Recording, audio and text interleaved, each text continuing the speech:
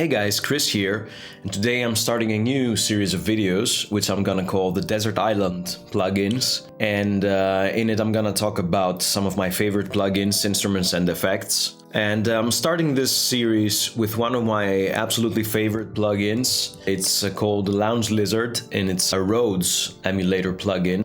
This is the plugin. It's made from Applied Acoustic Systems. It's a modeling plugin. Before I start going over the interface, I'm just gonna play something. So let's take a listen.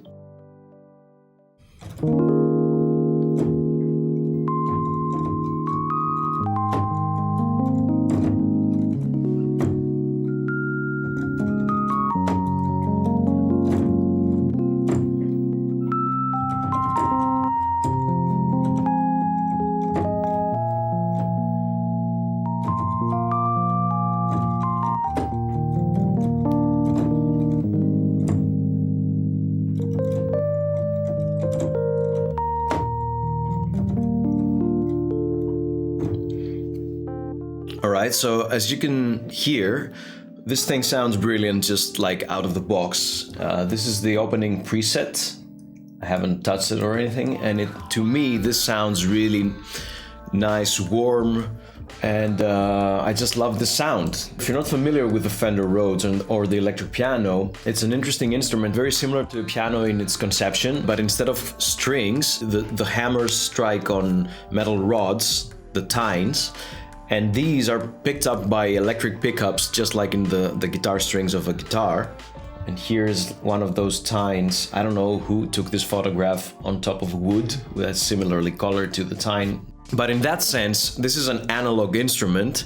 And in fact, if you just sit in front of a Rhodes and just play something, even if it's not plugged in an amplifier, you will still hear like the hammer striking, and the tine will make a little bit of a sound.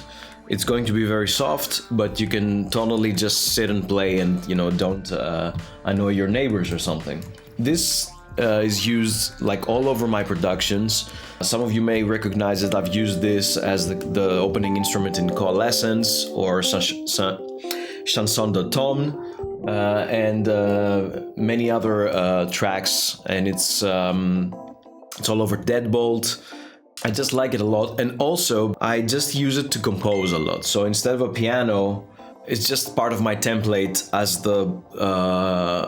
when I boot up my template, I can just instantly sit and play something,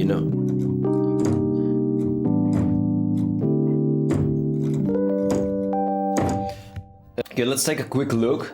You see it's a 3-tabbed interface. The play, edit and effects tab. We have bank and program. It's divided in a few banks. And then there are the presets within the bank. There's quite a lot, but I mean, this is an electric piano emulation, so don't expect to listen to like a extreme variety of sounds. If I put another Rhodes, it's very similar, as you can hear. It says slightly distorted, so I'm guessing, yeah, you can see there's a distortion effect on this one, so there's a little bit of grain to the sound. So this is the Rhodes bank, the Woolridzer bank, which is a little bit more funky. Custom electric pianos, this is going to be more in line with the sound of the 80s.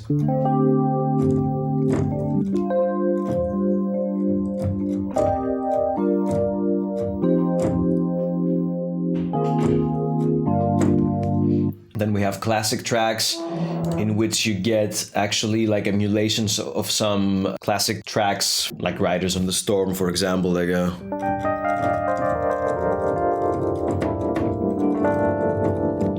Or I don't know, like You're My Best Friend. It's like the Queen song, so it's like a...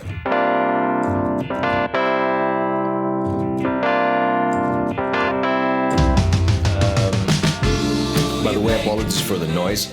My neighbors are doing something, I don't know. Experimental, now we're gonna start going into more weird.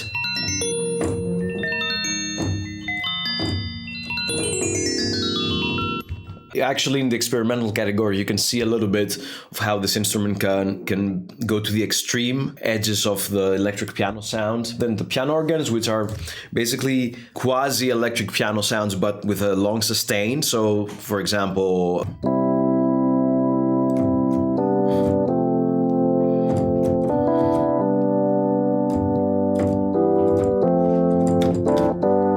etc. Electronica and warped. So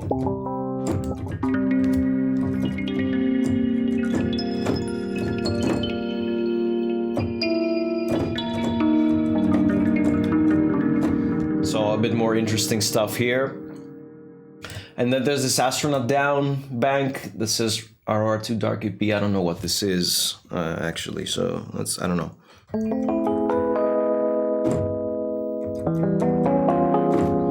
That's weird. I don't know what this is exactly. Anyway, what do we get here in the play tab now? I mean, there's also like things like tuning, the number of voices, the polyphony, a MIDI indicator, the history. You can obviously save your own presets and stuff, the main volume. So in the play tab, basically what we get is like quick controls of what's going on in the edit and effects tab. So you can quickly adjust like basic settings, like turn on your compression and the ratio, the equalizer, the 3 effects. And then we get into the modeling engine. So here you can adjust things that you would not normally be able to do on a sampled instrument. So you can, for example, add the noise of the hammers. So you know, now you can hear like the hammer striking. Fork, this is about the time bar. So the tone bar is basically the meat of the sound. So if I take it out, now you're only listening to the metal aspect of it, which is here. So you can balance those two together. Pickup, this is the position of the pickup below the tine. If I change this, imagine like on your electric guitar you have like maybe 3 positions or 2 positions for pickups, then one is closer to the neck and the other one is closer to the bridge. So this is kind of the same thing, and if I move it back and forth, the sound will change accordingly. So now you get like more of the low end, and now here you only get like some high overtones. The character, oh man, I chose the day to make a video and someone is banging on the wall. The character is kind of like a quick amp setting. So none is kind of like the dry signal. Think of it like as a DI signal. Amp is as if it's going through an amplifier. Crystal, yeah, it gets a little bit of this metallic sound. Fat.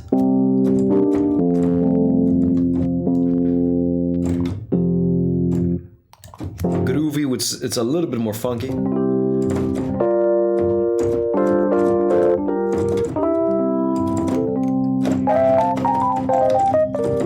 Actually, I think in the groovy, I almost hear like an envelope of like a resonant filter going like, wow, just a little bit, just a touch of.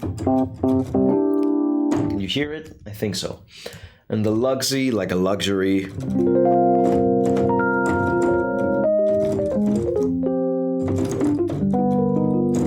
It's the cruise setting. And then we have the tremolo, which you can adjust the speed, the rate in hertz, or the depth.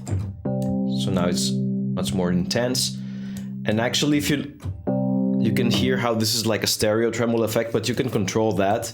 You can turn it on and off, and you can actually assign it to your modulation wheel. So now I'm moving up my wheel, and you can see that these 2 controls are now taking over the mod wheel. So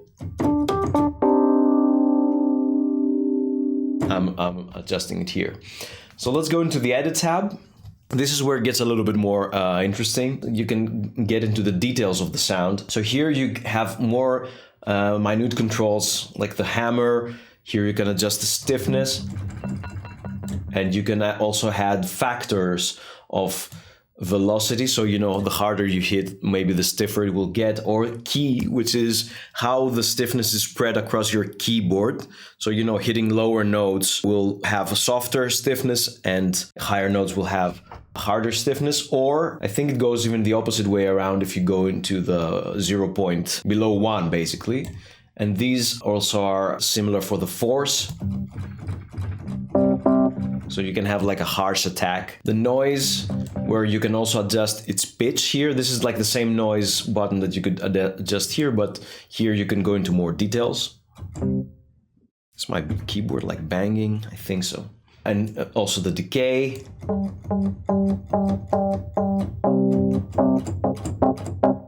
You can see that you can actually start doing things that are not typical of an electric piano, that an electric piano would not produce. The fork, the tine, and the tone bar, again, you can adjust things like the decay of the tone bar, the release, like a kind of small envelope here. Also the decay of the tine, like the metal-y aspect, and the color of it, which is, you know, like a it makes it darker or brighter. There's two types of pickups. This sounds more like almost like a DI, and this is like a more with character. The input in the pickup, so you know basically how sensitive it is. The symmetry, again, this is the control that we had here, but here now you can also control the distance. So it's not just moving it like across the tine, but also away or closer to the tine, which will also affect its character, the sound, the volume that comes out of it, and again, key, so you know you can adjust how the pickup is balanced throughout the keyboard. Then the damper.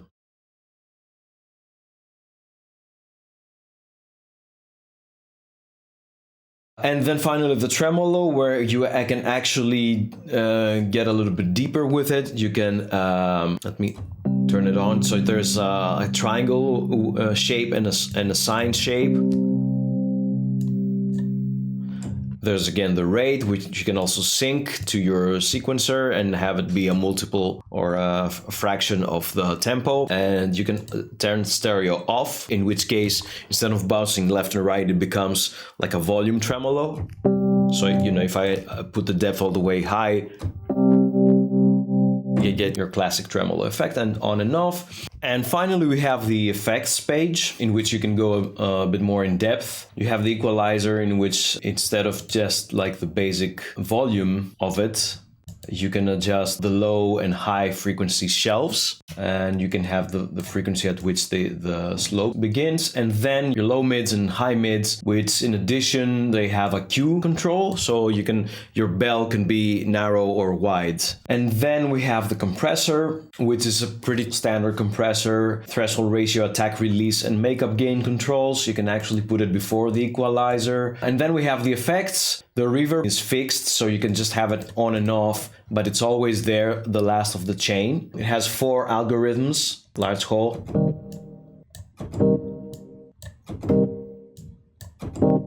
and studio. Actually, I haven't really used any of the other algorithms except the studio. The studio adds a little bit of depth to the sound, makes it a little bit more real, because if I take out the reverb completely,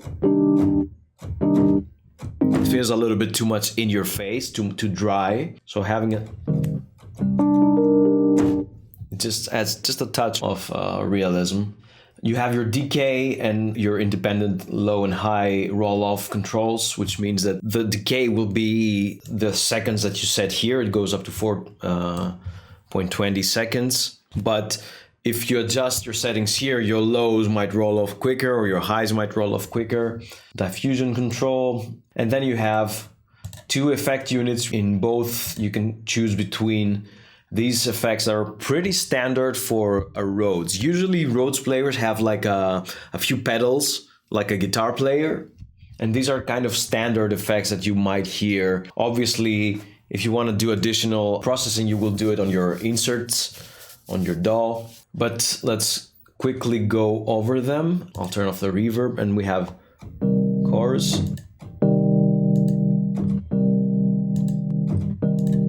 can sync it, the depth, the mix, the spread, the stereo spread.